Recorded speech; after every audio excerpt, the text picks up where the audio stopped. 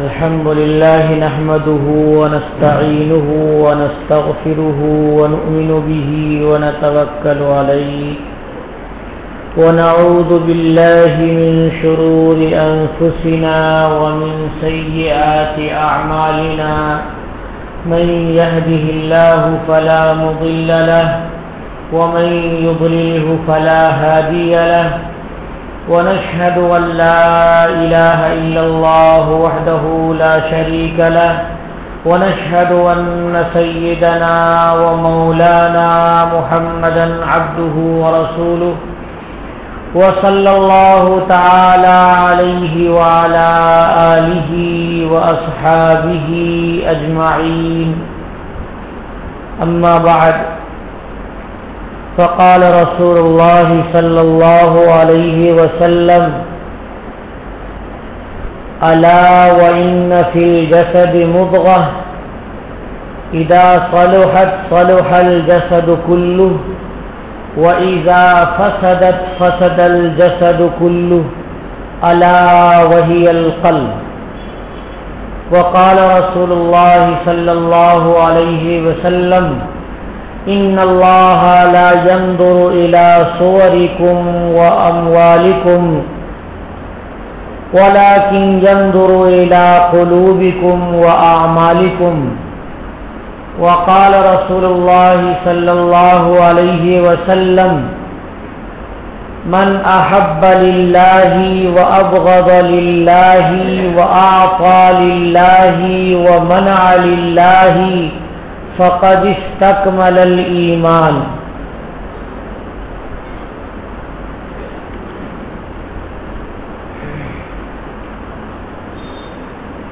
محترم حاضرین کرام،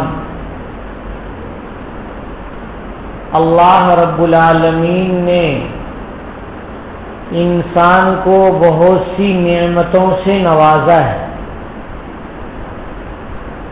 اور ان نعمتوں کا استعمال جب بندہ کرتا ہے تو اسے خوشی حاصل ہوتی ہے. اگر اس نعمت کا بندہ صحیح استعمال کرتا ہے تو اللہ رب العالمین بھی خوش ہوتے ہیں اور اس بندے سے اللہ اپنی رضامندی کا اظہار فرماتے ہیں اور اس بندے کو ثواب عنایت فرماتے ہیں. ساری نعمتوں کو ہم دیکھتے ہیں کہ ایک نعمت اللہ تعالیٰ نے ہمیں آنکھ کی عطا فرمائی ہے، تو ہم جب آنکھ سے اپنی اولاد کو دیکھتے ہیں تو ہمیں خوشی ہوتی، اولاد اچھی لگتی. اپنے ماں باپ کو دیکھتے ہیں ہمیں خوشی ہوتی ہے، اچھے لگتے ہیں. زوجین ایک دوسرے کو دیکھتے ہیں تو انہیں اچھے لگتے ہیں. اللہ رب العالمین ان سے خوش ہوتے ہیں. جب بندہ اس آنکھ کی نعمت کو حرام چیز کے دیکھنے میں لگاتا ہے تو اللہ تبارک و تعالی ناراض ہوتے ہیں. بندہ تو لذت لیتا رہتا ہے مگر اللہ رب العالمین ناراض ہو جاتے ہیں. اسی طرح سے اللہ تعالی نے کان کی نعمت عطا فرمائی ہے. اس کان کی نعمت سے اس کان کی نعمت کو بندہ استعمال کرتا ہے اور خوش ہوتا ہے. تو اگر وہ نعمت اللہ تبارک و تعالی کی فرما برداری کی قبیل سے ہے تو اللہ تعالیٰ اس نعمت سے خوش ہوتے ہیں، اپنی رضامندی کا اظہار فرماتے ہیں. بندہ کان سے قرآن کی تلاوت سنتا ہے، اللہ خوش ہوتے ہیں، بندہ بھی خوش ہوتا ہے. اور اللہ تعالیٰ نے اللہ تعالیٰ کی کے منادی کی آواز اذان آتی ہے، بندہ سنتا ہے، اذان اسے اچھی لگتی ہے، اللہ رب العالمین بھی خوش ہوتے ہیں. تو اللہ تبارک و تعالیٰ کی نعمت کو استعمال کر کے بندہ لذت لیتا ہے، اللہ خوش ہوتے ہیں.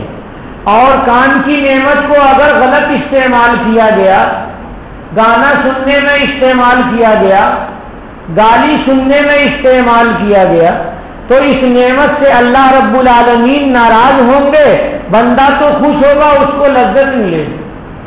تو اسی طرح سے اللہ تبارک و تعالیٰ نے جو بڑی بڑی نعمتیں ہمیں عطا فرمائی ہیں، ان نعمتوں میں سے ایک نعمت ہے دل، اور ایک نعمت ہے دماغ، اور ایک نعمت ہے نفس۔ دل کیا ہے؟ دل جذبات کا مجموعہ ہے کہ دل سے انسان کسی کے لیے خوش ہوتا ہے، اور دل کسی کی طرف انسان کا متوجہ ہوتا ہے۔ دل سے انسان کوئی غم محسوس کر لیتا ہے تو آنکھوں سے آنسو گرنے لگتے ہیں، اور ان کے اعضاء بھی غمگین ہو جاتے ہیں۔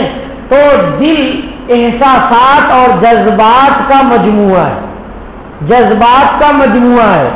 دل بہت زیادہ خوش ہو گیا تو اللہ کا بندہ اپنی ساری نعمت سامنے والے کے نشاور کر دیتا ہے۔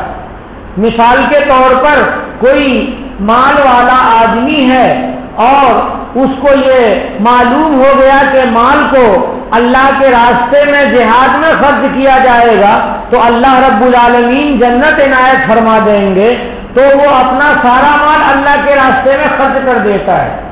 آیت نازل ہوئی لن تنالوا البر حتی تنفقوا مما تحبون، کہ تم نیکی کو نہیں پا سکتے، ہرگز نہیں پا سکتے جب تک کہ تم وہ چیز خرچ نہ کرو جسے تم بہت زیادہ پسند کرتے ہو اور بہت زیادہ دل اس سے لگا ہوا ہوتا ہے۔ حضرت طلحہ رضی اللہ تعالی عنہ نبی پاک صلی اللہ علیہ وسلم کی مجلس میں ہیں، انہوں نے کہا یا رسول اللہ، میرا ایک باغ ہے بیرہا، یہ باغ ہے، اس میں کنواں بھی تھا، اب وہ مسجد نبوی کے اندر آ گیا ہے، باب عبد المجید کے قریب میں ہے وہ۔ غرض یہ کہ نبی کریم صلی اللہ علیہ وسلم سے انہوں نے کہا کہ سب سے زیادہ محبوب اور سب سے زیادہ پیارا مال یہی باغ ہے یا رسول اللہ، میں چاہتا ہوں کہ اللہ تبارک و تعالیٰ کے راستے میں اسے وقف کر دوں اور اللہ رب العالمین خوش ہو جائیں۔ صحابہ کرام کے یہ جذبات تھے۔ حضرت عثمان غنی رضی اللہ تعالیٰ عنہ بہت بڑے مالدار صحابی ہیں، بہت اللہ تبارک و تعالیٰ نے انہیں دولت عنایت فرمائی تھی، بے انتہا وہ مال اللہ تبارک و تعالیٰ دیتے تھے، تجارتوں میں بے شمار برکت ہوتی تھی۔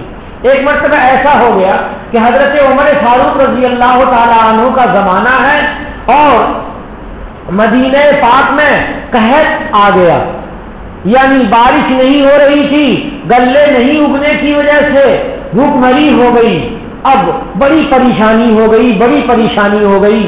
حضرت عثمان غنی رضی اللہ تعالیٰ عنہ کا مال آیا، تجارت کا مال، غلہ، گیہوں، جو وغیرہ وغیرہ، یہ آیا بہت دور سے آیا۔ کہتے ہیں کہ اتنے اونٹ تھے کہ پہلا اونٹ تو نظر آتا تھا اور آگے کا اونٹ کہاں تک ہے وہ نظر نہیں آتا تھا۔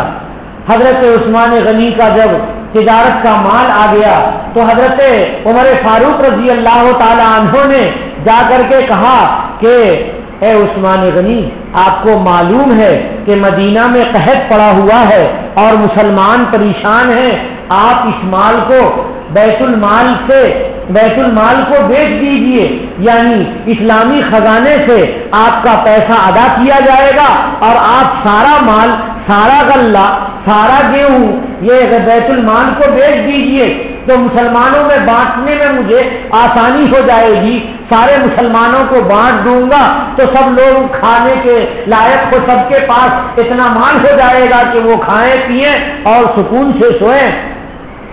حضرت عثمان غنی کے پاس بہت سارے تجار بھی آئے، کسی نے کہا کہ میں اتنی قیمت دوں گا آپ دے دیجئے، کسی نے کہا اتنی قیمت دوں گا دے دیجئے۔ حضرت عمر بھی لائن میں تھے کہ بیت المال کے پیسے سے خرید کر کے مسلمانوں کو بانٹا جائے گا، تو حضرت نے کہا کتنا دو گے؟ بولی لگ رہی تھی جیسے آپ کے یہاں آم بیچنے میں بولی لگاتے ہیں آپ، تو حراج ہو رہا تھا، بولی لگ رہی تھی، تو کہا کہ اتنا دیں گے. حضرت عثمان نے کہا یہ کم ہے. تو کہا کہ اور اتنا دیں گے. انہوں نے کہا یہ بھی کم ہے. اب حضرت عثمان ہر ایک کو کم بتا رہے ہیں اور بولی لگتی چلی جا رہی ہے کہ تاجروں کی طرف سے بھی بولی لگتی چلی جا رہی ہے. حضرت عمر فاروق ادھر خریدنے کے لیے تیار ہیں. غرض یہ کہ حضرت عثمان غنی نے خوب بولیاں لگوائی اور جتنی بولی لگ رہی تھی وہ کہہ رہے تھے یہ بھی کم ہے، یہ بھی کم ہے، یہ بھی کم ہے. حضرت عمر فاروق اٹھ کر کے چلے گئے کہ چلو چھوڑو، جانے دو، یہ جو چاہتے ہیں سو کریں گے، ان کا مال ہے. حضرت عثمان غنی کی خاموشی ٹوٹی اور کہنے لگے بھائیو، یہ جو تم پیسے دو گے یہ تو ہمیں دنیا میں کام آئیں گے، اور مدینے میں جو قحط ہے اگر میں پورا مال مدینے کے مسلمانوں کو بانٹ دوں تو اللہ رب العالمین مجھے بہت زیادہ عنایت فرمائیں گے. یہ جذبہ حضرت عثمان غنی رضی اللہ تعالیٰ عنہ کے دل میں پیدا ہو چکا تھا، اس لیے وہ بولیاں لگوا رہے تھے اور کہہ رہے تھے جتنا بھی تم لوگ دو گے وہ کم ہے. چنانچہ حضرت عثمان غنی نے کہا یہ سارا مال مسلمانوں کے لیے وقف ہے، یہ مسلمانوں میں بانٹا جائے گا. حضرت عمر فاروق رضی اللہ تعالیٰ عنہ بولی لگا کر کے چلے گئے تھے. وہ دوڑے آئے، کہنے لگے کہ مجھے نہیں معلوم تھا کہ آپ کا جذبہ اتنا خالص ہے اور اللہ رب العالمین سے اتنا زیادہ آپ وصول کرنا چاہ رہے ہیں، جنت کمانا چاہ رہے ہیں. تو یہ جذبات حضرت عثمان غنی رضی اللہ تعالیٰ عنہ کے تھے کہ آج بھی مدینہ پاک میں ان کے اوقاف کی جائیدادیں ہیں اور ان کی آمدنیاں بینک میں جمع ہوتی ہیں اور وہاں سے غریب اور فقیر کو بانٹا جاتا ہے. کیا جذبہ تھا، کیا کیا انہوں نے اللہ رب العالمین کے راستے میں وقف کیا تھا. تو میں یہ کہہ رہا تھا کہ دل میں جذبات ہوتے ہیں، جذبات کا مجموعہ ہوتا ہے دل، اور مرکز ہوتا ہے دل، اور جو دماغ ہے، دماغ یہ خیالات کا مرکز ہوتا ہے. اس میں خیالات آتے رہتے ہیں، اچھے خیالات بھی آتے رہتے ہیں، برے خیالات بھی آتے رہتے ہیں. اچھے آدمی کے اچھے خیال اور برے آدمی کے برے خیال. چور ہے چوری کو سوچتا رہے گا، شرابی ہے شراب کو سوچتا رہے گا، مسجد کے سامنے ہاتھ پھیلائے ہوا ہے، مسلمان سے کہہ رہا ہے کہ مجھے دے دو، کھانے کے لیے نہیں ہے، اور جب اس کے قریب ہوا تو معلوم ہوا کہ منہ سے بدبو آ رہی ہے، اس کو پینے کے لیے نہیں ہے، کھانے کے لیے ہے. تو یہ شرابی شراب پینے کا خیال اپنے دل میں گھماتا رہتا ہے، اور کوئی نیک آدمی ہے تو نیکی کے خیالات لاتا رہتا ہے. جب مومن بندہ ہے تو اس کا دل مسجد سے لٹکا ہوا ہے، یہ خیال اس کے دل میں ہوگا. اور نماز پڑھنے میں بندہ جب نماز کے لیے نیت باندھتا ہے تو بس اللہ رب العالمین اس کے سامنے ہوتے ہیں، اور جو بندہ جتنا اچھا اللہ رب العالمین سے قریب ہوتا ہے اس کے جذبات اتنے زیادہ اللہ رب العالمین کے لیے خالص ہوتے ہیں. اسی طرح سے تیسری نعمت جو اللہ نے عطا فرمائی ہے وہ ہے نفس. نفس کیا ہے؟ بہت بڑی نعمت ہے. اس میں خواہش پیدا ہوتی ہے، اچھے آدمی کے لیے اچھی چیز کی خواہش پیدا ہوتی ہے اور برے آدمی کے لیے بری چیز کی خواہش پیدا ہوتی ہے. تو اللہ رب العالمین کی یہ نعمت ہے. ان ساری نعمتوں کو اگر صحیح استعمال کیا جائے تو اللہ تعالیٰ خوش ہوں گے، اور ان ساری نعمتوں کو اگر غلط استعمال کیا جائے تو اللہ تبارک و تعالیٰ ناراض ہوں گے. اب آئیے میں بتاؤں، دل جو میں نے کہا قلب، اللہ کے نبی جناب محمد رسول اللہ صلی اللہ علیہ وسلم نے ارشاد فرمایا، الا سنو، الا کے معنی سنو، وَإِنَّ فِي الْجَسَدِ لَمُضْغَةً، بے شک جسم میں ایک ٹکڑا ہے، گوشت کا لوتھڑا ہے، گوشت کا ٹکڑا ہے. جب وہ صحیح رہے پورا جسم صحیح رہتا ہے، اور جب وہ خراب ہو جائے پورا جسم خراب ہو جاتا ہے. صحابہ کرام نے توجہ دی کہ رسول اللہ صلی اللہ علیہ وسلم اللہ کہہ کر کے بیان فرما رہے ہیں کہ سنو میں تمہیں خاص چیز کو بتا رہا ہوں، تو سب سوچنے لگے کہ یا اللہ کے نبی صلی اللہ علیہ وسلم جسم کے کون سے ٹکڑے کو بتا رہے ہیں کہ جو صحیح رہے تو پورا جسم صحیح رہے گا اور جو خراب ہو تو پورا جسم خراب ہوگا؟ تو حضور نے فرمایا پھر الا وہی القلب، سنو یہ دل ہے، تو دل جب صحیح ہوتا ہے تو پورا جسم صحیح رہتا ہے۔ جسمانی لحاظ سے بھی انسان کے دل میں خون کی صحیح پمپنگ ہوتی رہتی ہے اور سارے اس کی نسیں، اس کی رگیں صحیح ہیں تو انسان صحیح رہتا ہے، اور نسیں بلوک ہوتی چلی جاتی ہیں 90% کے قریب یا اس سے نیچے ہو گئی تو انسان سانس لینے میں تکلیف محسوس کرتا ہے، قدم اور اٹھانے میں تکلیف محسوس کرتا ہے، تو ڈاکٹر کہتے ہیں کہ اب اس میں وار لوگ ایک اسپرنگ ڈالنا پڑے گا، اور کوئی کہتا ہے کہ اسے چیر کر کے اور وال کو بدلنا پڑے گا، دوسرا وال ڈالنا پڑے گا۔ تو دنیا کے لیے اعتبار سے بھی یہ جو جسم کا ٹکڑا ہے یہی سب سے اہم ٹکڑا ہے۔ اگر پیر نہ ہو انسان کو تو انسان زندہ رہتا ہے، اگر ہاتھ نہ ہو انسان کو انسان زندہ رہتا ہے، کان نہ ہو انسان کو زندہ رہتا ہے، تو بہت سارے جسم کے اعضاء نہ ہو تو بھی انسان زندہ رہے گا، لیکن دل نہ ہو تو انسان زندہ نہیں رہ سکتا ہے۔ اس لیے اللہ رب العالمین، اللہ کے نبی صلی اللہ علیہ وسلم نے جسمانی لحاظ سے بھی سب سے اچھی بات اور بڑی بنیادی بات عطا فرمائی کہ زندہ انسان کے زندہ رہنے کے لیے سب سے عمدہ چیز اس کا دل ہے، ہارٹ ہے، اس کا دل ہے۔ جب وہ صحیح رہے تو پورا جسم صحیح رہتا ہے، خون کا سرکولیشن صحیح رہتا ہے، اور جب دل خراب ہو جائے تو انسان مردہ ہو جاتا ہے۔ تو یہ دل اچھا کب رہتا ہے، خراب کب ہوتا ہے، کس کا دل اچھا ہوتا ہے، کس کا خراب ہوتا ہے، اس کو علماء نے لکھا ہے کہ دل 3 طرح کے ہوتے ہیں۔ ایک کافر کا دل وہ مردہ ہوتا ہے، اس کو مردہ دل کہتے ہیں، یعنی روحانیت اس کے اندر جاتی ہی نہیں ہے۔ روحانیت کی خون کا جیسے خون داخل ہوتا ہے جسم کو زندہ رکھنے کے لیے، اسی طرح سے اللہ کی بات اس میں داخل ہی نہیں ہو رہی ہے، جو بالکل مردہ ہے۔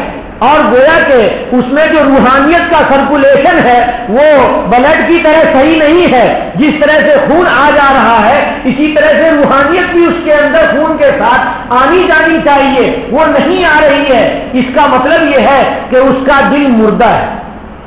تو کافر کا دل مردہ ہوتا ہے۔ مردہ دل کی علامت کیا ہوتی ہے؟ علامت یہ ہوتی ہے کہ گناہ کرنے میں شرم نہیں لگتی، کافر کو گناہ کرنے میں شرم نہیں آتی، کافر کو زنا میں شرم نہیں آتی، کافر کو بے پردہ ہونے میں شرم نہیں آتی، کافر کو بتوں کے سامنے سجدہ کرنے میں شرم نہیں آتی، کسی گناہ کے کرنے میں کافر کو شرم نہیں آتی۔ صرف ماحول میں رہنے کی وجہ سے کچھ ماحول کا اثر ہوتا ہے کہ فلاں کا اگر مال لے لیں گے تو ڈنڈا پڑے گا، اس لیے وہ نہیں لیتا ہے، اندر سے اس کو دل میں احساس ہوتا ہی نہیں ہے۔ کافر کے دل کی پہلی علامت یہ ہے کہ اس کا دل مردہ ہوتا ہے، اور مردہ ہونا کیسے سمجھ میں آئے گا کہ وہ گناہ جب کرتا ہے تو اس کو شرم نہیں آتی۔ نمبر 2، نیک کام بوجھل معلوم ہوتا ہے، نیک کام کرنے کے لیے وہ تیار ہی نہیں ہوتا ہے۔ اگر قہبہ خانہ ہے، زنا کے لیے رنڈیاں اس میں ہیں، تو وہاں 1000 روپیہ دے کر کے وہ زنا کرنے جائے گا خوشی خوشی، اور راستے پر بیٹھا ہوا ایک فقیر چائے پینے کے لیے 5 روپے مانگ رہا ہے تو وہ 5 روپیہ نہیں دے گا، گزر جائے گا۔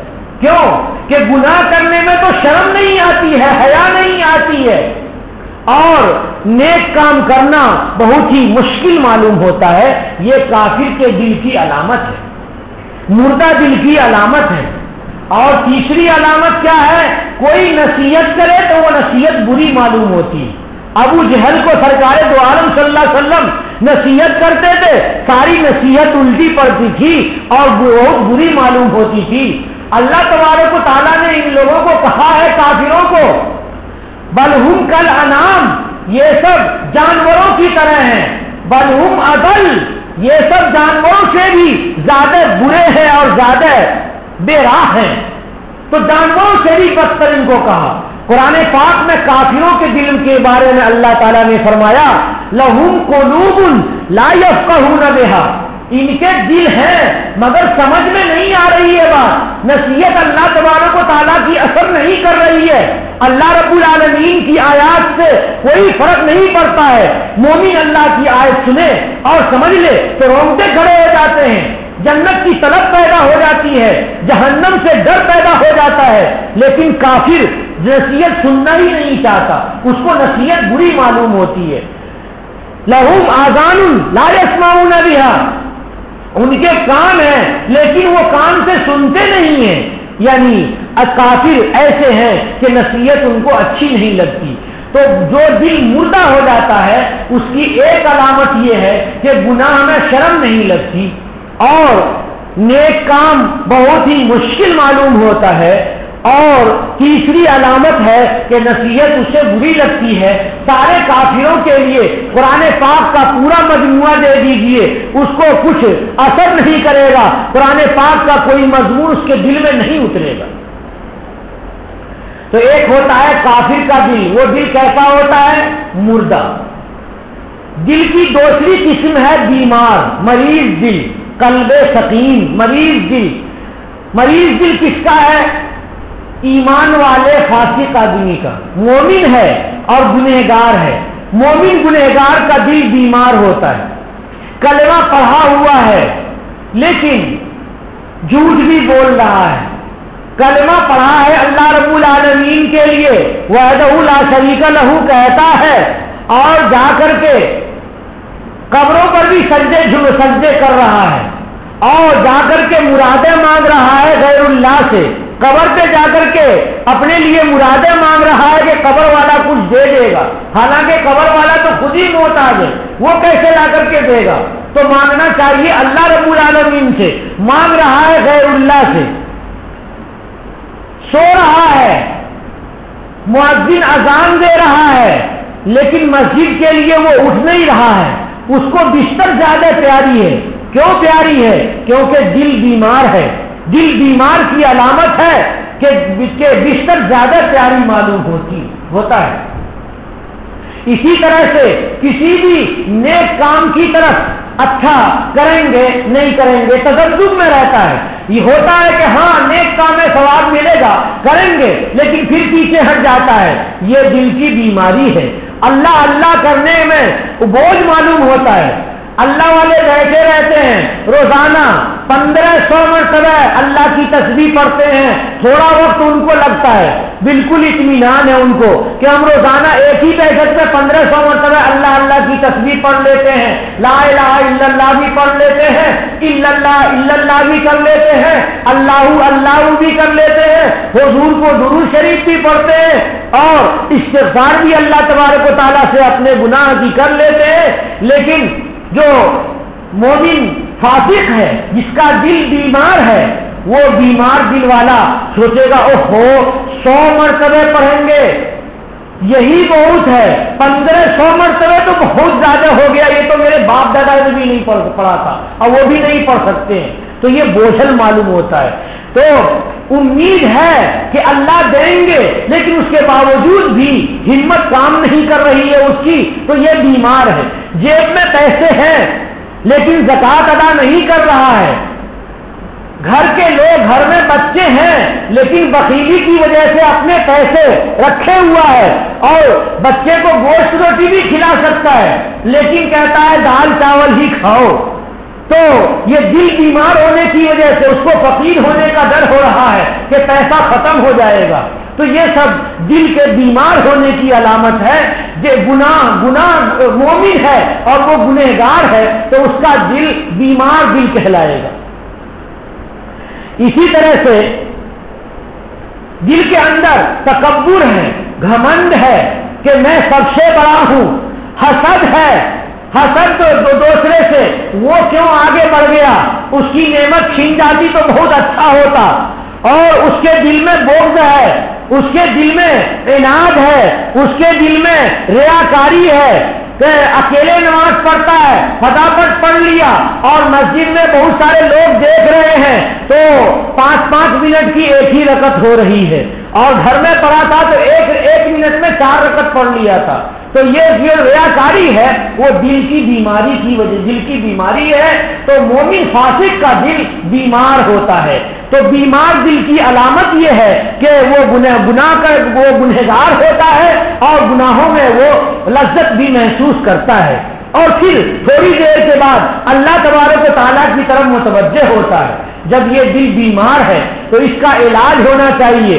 ہارٹ کی بیماری ہو جاتی ہے، فوراً کیئر ہاسپٹل میں داخل کر دیتے ہیں، ہارٹ کے ہاسپٹل میں داخل کر دیتے ہیں کہ دل کی پمپنگ صحیح نہیں ہے، خون کا سرکولیشن صحیح نہیں ہے، سانس لینے میں پریشانی ہو رہی ہے، گھٹن ہو رہی ہے، چکر آ رہے ہیں. تو فوراً ہی ایڈمٹ کیا، ڈاکٹر صاحب نے دیکھا اور مختلف قسم کی دوائیں دی. سب سے پہلے تو سانس لینے کے لیے آلے تنفس لگا دیا کہ سانس لینے میں آسانی ہوگی. اس کے بعد دوسرے چیک اپ وغیرہ شروع کیے اور مناسب علاج ہوتا ہے، آدمی صحت مند ہو جاتا ہے. لیکن بھائیو، مومن ہے، فاسق ہے، گناہ ہے اپنے اندر لیے ہوئے، مگر وہ اللہ والے کی مجلس میں نہیں جاتا ہے، وہ کسی پیر کے پاس نہیں جاتا ہے، کسی کو شیخ نہیں مانتا ہے، وہ اللہ والوں کی مجلسوں میں نہیں بیٹھتا ہے، وہ جماعت والے کی خوشامد کو قبول نہیں کرتا ہے، وہ مسجدوں میں آنے کو بھاری سمجھتا ہے.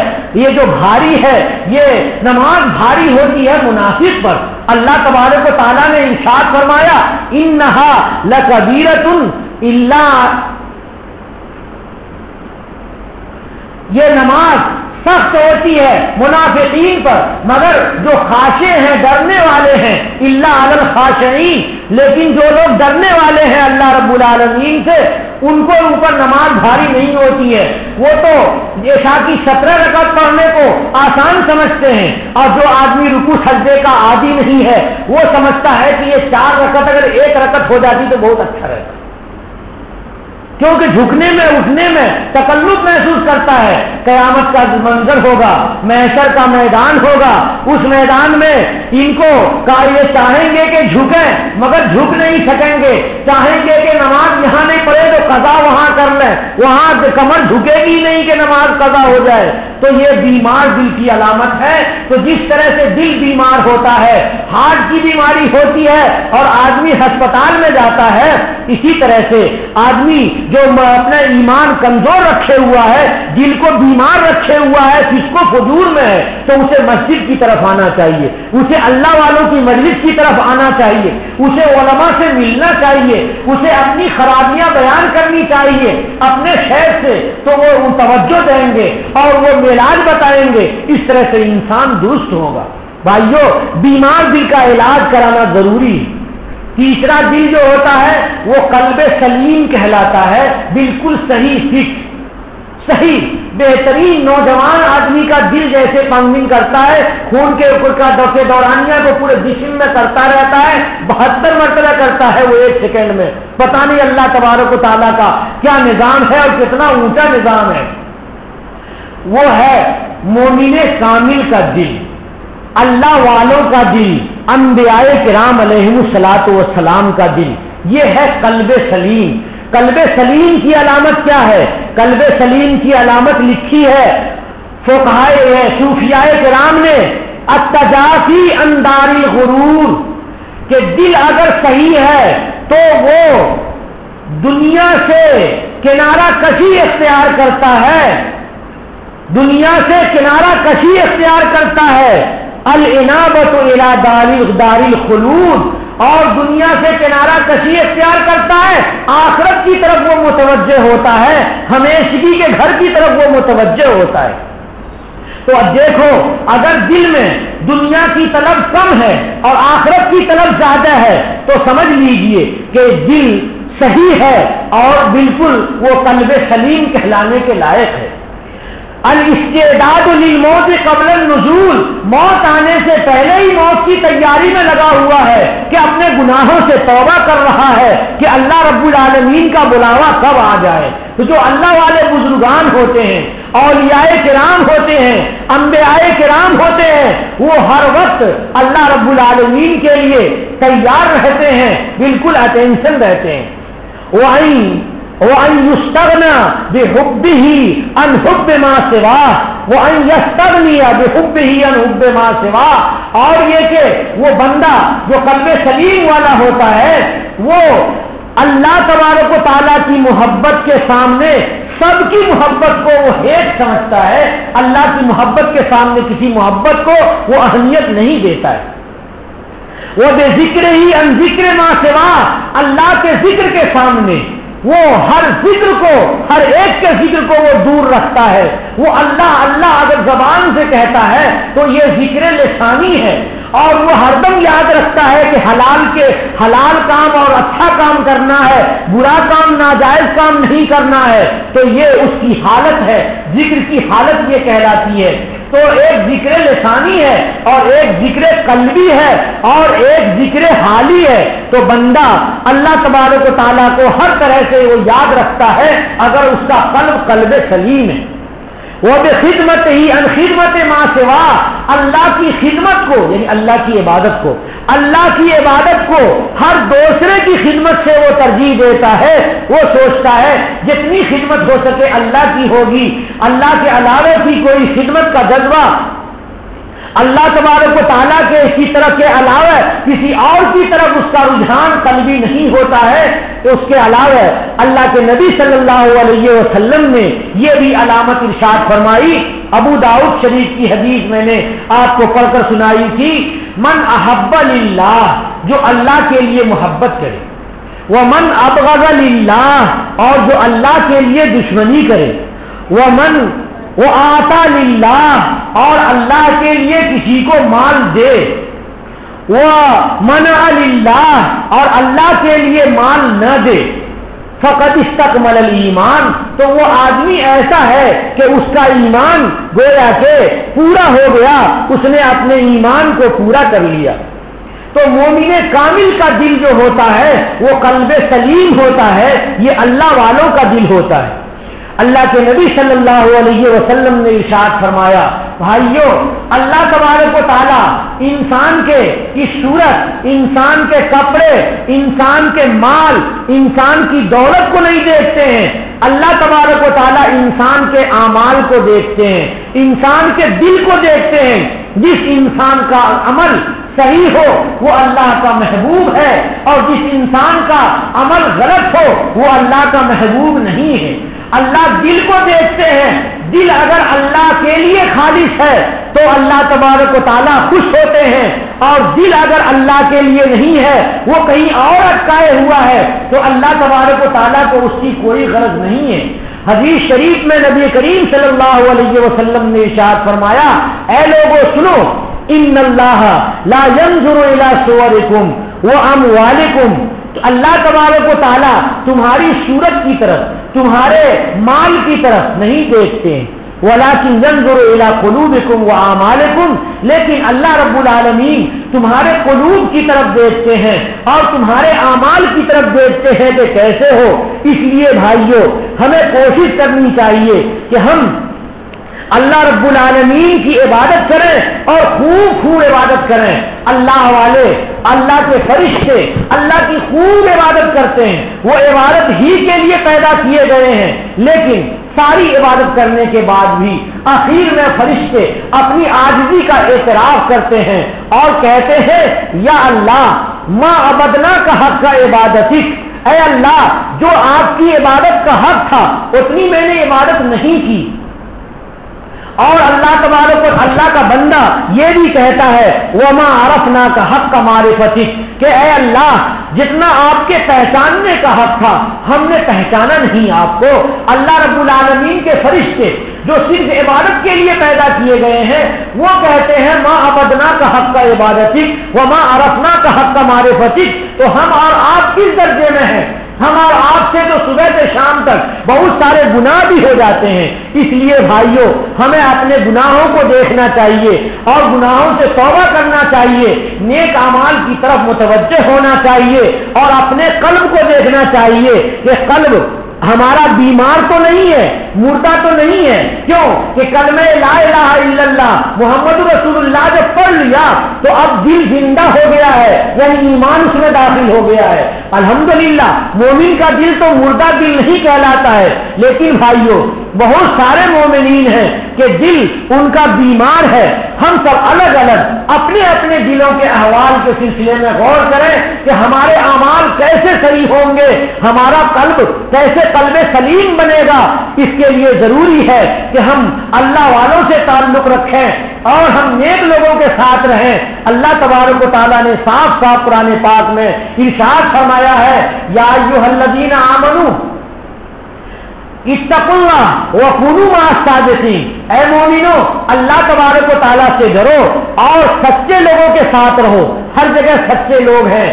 انسان خود سے اپنے دماغ سے سوچ سکتا ہے کہ 10 آدمی بیٹھے ہیں تو ان میں سب سے نیک کون ہے؟ جو سب سے نیک ہے وہ سچا ہے. تو ہر جگہ آدمی کو اچھے آدمی کے ساتھ کو تلاش کر کے رہنا چاہیے. اچھے آدمی کب تک رہیں گے؟ جب تک اللہ تبارک و تعالیٰ کو دنیا رکھنا منظور ہے. اس روئے زمین پر وہ شخص اچھا ہوگا جو اللہ اللہ کہتا ہوگا، جو سچا ہوگا جو اللہ اللہ کہتا ہوگا. اور اللہ تبارک و تعالیٰ اس وقت تک قیامت نہیں قائم فرمائیں گے جب تک کہ روئے زمین پر کوئی اللہ اللہ کہنے والا ہوگا. میں یہیں پر اپنی گفتگو ختم کرتا ہوں. وآخر دعوانا الحمدللہ رب العالمین.